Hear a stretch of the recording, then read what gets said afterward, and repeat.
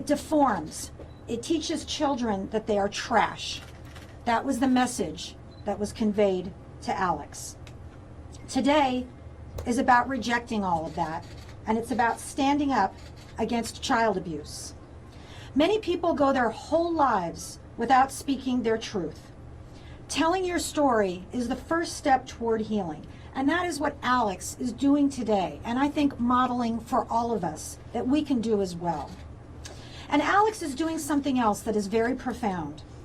He is refusing to let Nicole stand alone as she endures the hate that she has received after coming out with her own story against Scott Baio recently. And that's why Alex joined Nicole and me when we spoke to Los Angeles detectives last week. What can you do in this groundbreaking era of victims speaking out?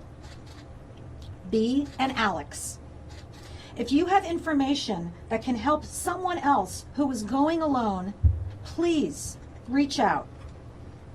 Be an Alex. If you are unsure what to do, contact a lawyer. Find out your legal rights and consider telling your story too. It is never too late to speak your truth, as Nicole said. Be an Alex. Go to the police and give them the information you have. Many people are unaware that the Los Angeles police are currently taking reports of all sexual assault incidents, regardless of when they happened.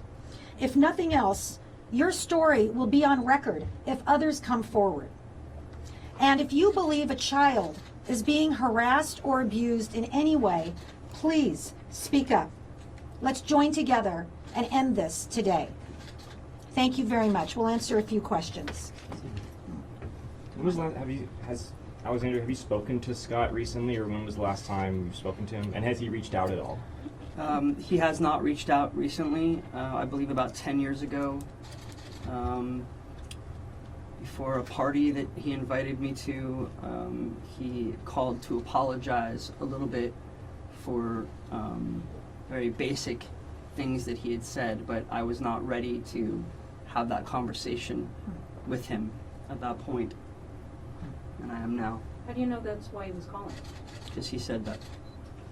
How did his behavior affect you? How did it change your life through all those years? It was extremely stressful. I was a kid who was supposed to be really happy going to work on a TV show at a theme park, Universal Studios, and instead I dreaded getting up in the morning, and I would question myself as to if I could go on with this more.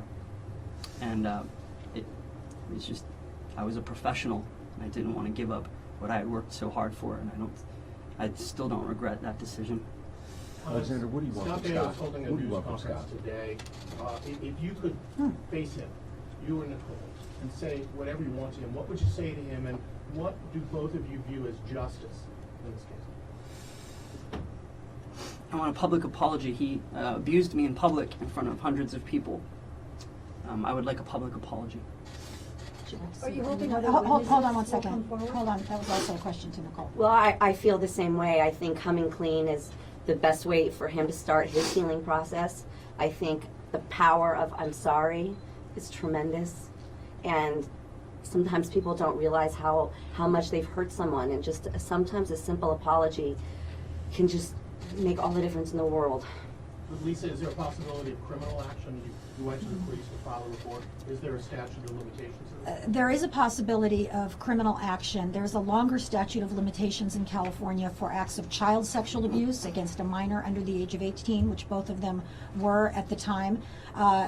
Without getting you bogged down in the legalities of it, there are two different laws, one which allows prosecutors to bring charges within 1 year of the first police report. Nicole's first police report was February 6th, just last week, so there remains a possibility. There is an older law that would say the time limit has expired. So I'm going to leave that to the prosecutors to decide, but I'm very proud that Nicole and Alex did their part by coming forward and speaking to the police. Lisa, if charges were filed, what charges do you hope would be filed against them? Well, I think the appropriate charges based on Nicole's story would be child sexual abuse. That's what her allegations are. And have you heard from the police since you gave the statement? We have not. I assume that they are investigating. We had two detectives come in this very conference room, and sat very respectfully, asked all of the appropriate questions, and Nicole and Alexander spoke to them separately, and we are fully cooperating in the investigation. Beyond their statements, is there anything in the way of physical evidence that would corroborate what their statements were against Scott Baio? I think that's tough since we're talking about incidents that happened in the 1980s. What about other cast members, witnesses, anybody coming forward? Yeah, that's an important question. We've had over a dozen people reach out to us. Some people have posted on social media what they have seen. Nicole and I have tweeted and retweeted some of those statements, so you can find them there. We gave the police a list of the approximately a dozen people who have reached out to us and say that they saw something. Many people say, for example, that they saw Scott behaving inappropriately toward Nicole on the set. And so they've offered that information, and we've given that witness information to the police. If Scott apologized publicly, would your clients both end their civil or legal pursuits or actions against Scott? Well, there is no civil case. As you heard both of them say, this is not about money. Nobody's asking for money here. I'm doing this pro bono. We're all doing this because we think this is important. On the criminal side, I don't think we want to interfere with a police investigation. That's in their jurisdiction. But as you've heard Nicole and Alexander both say, an apology would be very, very meaningful. What was the first conversation like between Alexander and Nicole over this? You guys want to talk about that? If you want to. We hadn't really shared our complete stories till recently, and it was pretty surprising to hear Nicole's story. And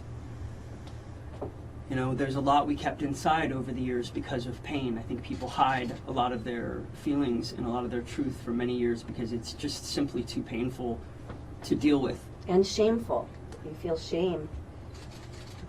Nicole, you had talked about a second woman that might come forward. Mm-hmm. Have you communicated with that person? I have Heard from not. them? No, I have not. I'm leaving that. I'm hoping they went to the police. That's what I hope. Is that one of the women that Lisa's talking about that have come forward? I don't know.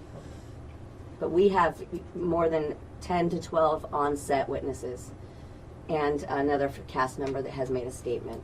So. You also told us about physical abuse with Scott. Right. And you said that there was someone who saw that. Has Yes. that person stepped forward? That person has stepped forward. It's in the police file. And yes, he saw me being dragged around by my hair from Scott Baio. Why do you think Scott got away with it for so long? Was it because he was the star of the show? Absolutely. And he was demanding. He was he was a tyrant. Yeah, he's a tyrant. Was there ever any kind of attempt by anyone, either yourselves or others?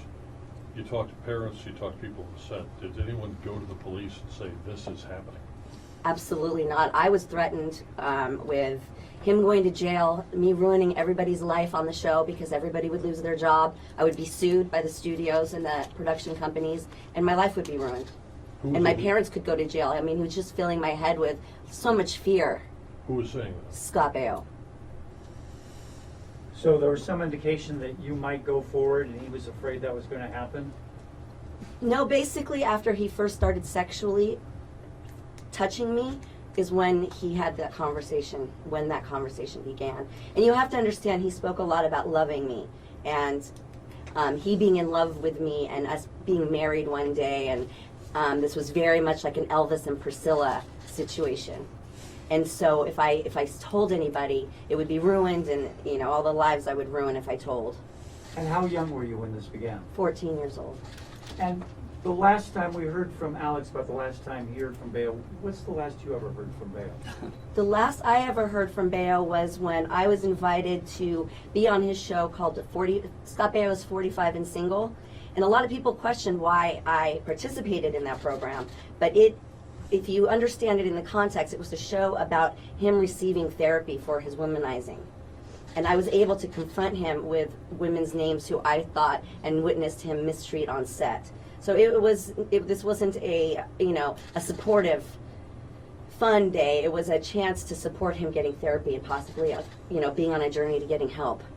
Thank you. Okay, last question. Nicole, what do you think about him digging in now with his lawyer having a press conference at 2 o'clock? I don't know. I don't think that anything I've seen from him seems to make any sense. I feel like when I see him, I think the truth is hitting him, And I think the truth looks obvious when he's confronted with all the accusations. So I don't know. I don't know what he has to say. Is he continuing to call you? I have not received any more phone calls. I received about 12. If he did call you privately to apologize, would that be sufficient? Or Well, would at you- this point, I wouldn't be answering a phone call from him. But, you know, if he wanted to reach out, I think he should do it publicly. I think at this point, he's called me a liar. He's called Alex a liar publicly. He's humiliated us publicly. So Lisa, He or his attorneys can contact me. He dared your clients to go to the police. Right, Now that they have, what's next, and what would you say to Scott? right. This is a lesson in be careful what you wish for. Scott Baio did say that Nicole should go to the police. Nicole not only went to the police, Alexander also went to the police. Alexander also told his story, his very painful story. I think anyone who has not been in this situation has a hard time imagining what it's like to stand up here in front of a lot of cameras and reporters and microphones and talk about the most intimate, awful experience of your life. And that's what Nicole and Alex have done today. I'm very proud of them. Thank you all so much for coming. Can I just ask one more question? Okay, last Station. Sorry. Thank you. Appreciate it. So with the headline that was in the press release with the child sex abuse allegations, I just want to be clear, Alexander, was there ever any touching or anything like that in addition to the other allegations you outlined today? Specifically to who are you about? To you. To me? Yeah.